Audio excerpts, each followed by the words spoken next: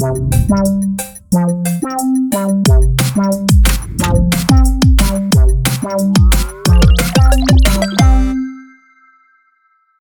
galera, tudo bem? Tudo certo? Tudo tranquilo? Tudo beleza? Hoje é quarta-feira e é dia de GeoResolve.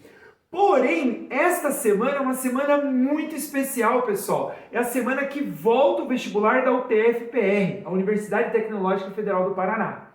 Como essa semana nós teremos o vestibular da UTF-PR, o tema do nosso GeoResolve não poderia ser outro, a não ser o vestibular da UTF-PR.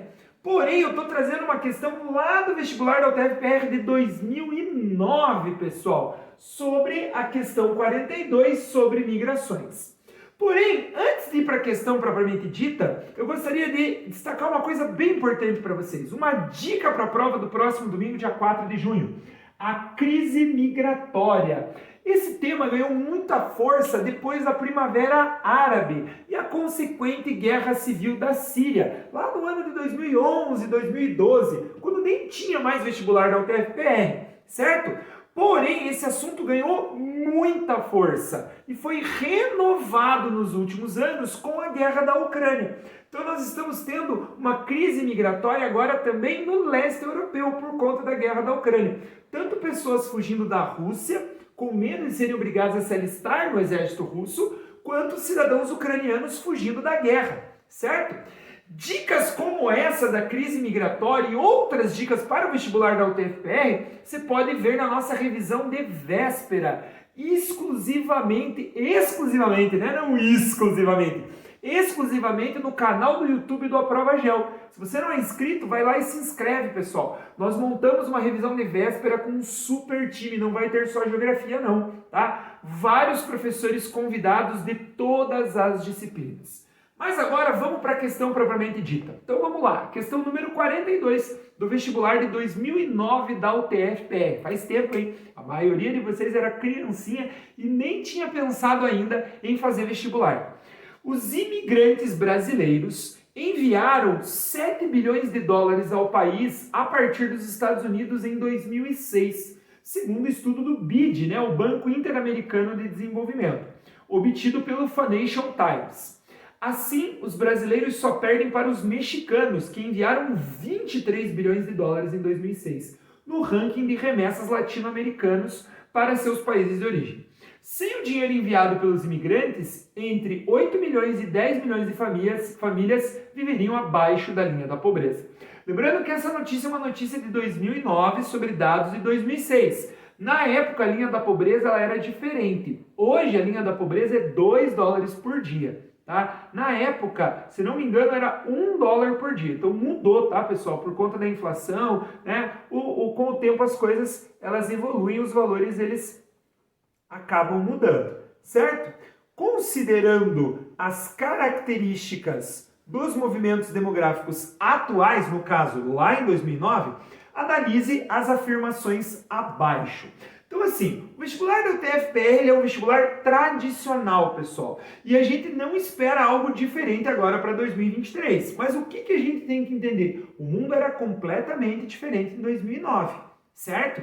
Então, afirmações que eram verdadeiras lá em 2009 podem não ser verdadeiras hoje. Então, essa questão é só para você ter uma ideia, uma base de como era o vestibular da UTF lá na época em que ele existia. Lembrando que, depois que o vestibular da UTF acabou, né, o ingresso para a UTF ele é via SISU, via Enem. Tá? Este ano que eles estão retornando com vagas via vestibular. Então, lá. Número 1. A fronteira mexicana e a costa oeste norte-americana revelam-se as principais portas de entrada dos imigrantes ilegais, assim como os países do Mediterrâneo são para a Europa.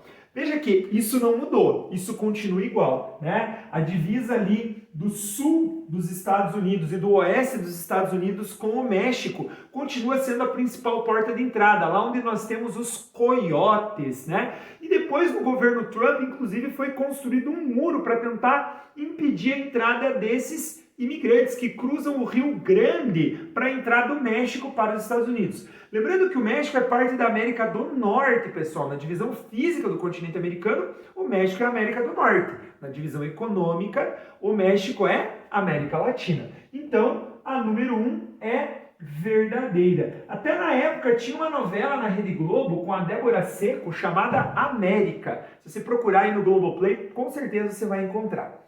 Agora olha número 2.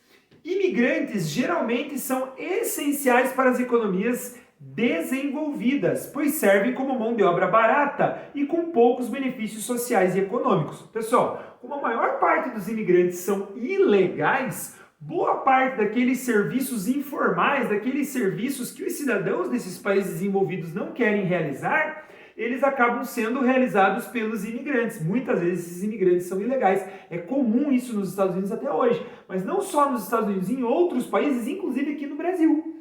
Durante a crise da Venezuela, durante a crise do Haiti, devido à guerra civil no Haiti, o Brasil foi invadido por imigrantes desses países. Então isso não é um privilégio só das nações desenvolvidas hoje, é também das nações em desenvolvimento como o Brasil. Então, a número 2 também é verdadeira. Esse gancho, pessoal, ele é bem importante, né? A gente atualizar a questão, mostrar, né, coisas que mudaram ou coisas que continuam iguais, outras que talvez até pioraram nesse período de tempo. Afinal, são 14 anos, é bastante tempo, certo? Número 3. Apesar do surgimento de uma classe local de extrema direita, fortemente xenófoba e racista nos países ricos, o imigrante do terceiro mundo pode ter papel importante na reversão do envelhecimento daquelas populações. Perfeito! Essa direita xenófoba, racista e extremista, ela só piorou nos Estados Unidos nos últimos anos, né? Visto que a gente tem movimentos como, por exemplo, o Black Lives Matter, né? Vidas negras importam.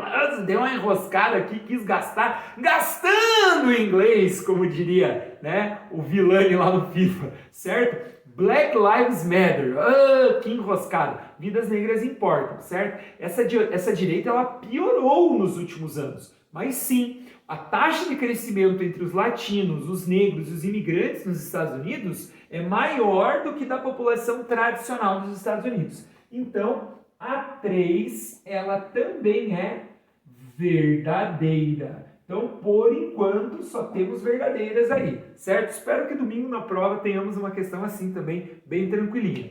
Agora, olha a número 4. Na realidade, o impacto da imigração ilegal pode ser sentido no elevado índice de desemprego nos países centrais, que é maior que nos países subdesenvolvidos, pois concorrem com os baixos salários pagos aos clandestinos. Então, isso é parte do discurso xenófobo, né, pessoal? Não é verdade. Como eu falei numa questão anterior, certo? Esses imigrantes, eles não concorrem com os cidadãos locais. Os cidadãos locais, eles não têm interesse muitas vezes por esses subempregos ou por empregos que pagam salários menores. E normalmente eles são uma mão de obra mais qualificada. Então eles competem entre eles imigrantes, certo? Ou até com cidadãos que são mão de obra menos qualificada, o que não é tão comum nesses países. Então, por isso, a alternativa 4, ela é falsa. Pelo contrário, né, pessoal? Ela até reforça esse discurso xenófobo, né? Então ela não é verdadeira.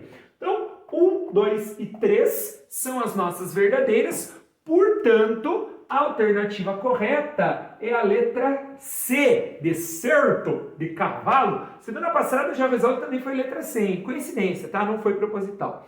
É isso, pessoal. Uma dica aí especial, então, para vocês, para fechar o nosso GeoResolve de hoje. Se inscreva no nosso canal no YouTube, se você está assistindo essa aula pelo Instagram, certo? Se você está assistindo o GeoResolve de hoje pelo YouTube, legal, se inscreva, se você não é inscrito. Se você já é inscrito, curta o vídeo, indica para um colega, tá? E não perca, sexta-feira, dia 2 de junho, a partir das 14 horas, nós vamos ter a nossa super revisão de véspera, direto do YouTube. Lembrando que a revisão ela é por disciplina, então se você não puder assistir às 14 horas, vai estar lá disponível. E você pode assistir na ordem que você quiser, os vídeos são independentes uns dos outros, beleza? Esse foi o GeoResolve de hoje, pessoal. Muito obrigado, desculpa aí pelo gastando em inglês, dei enroscada ali, mas é assim mesmo. Valeu, galera, obrigado, até a próxima!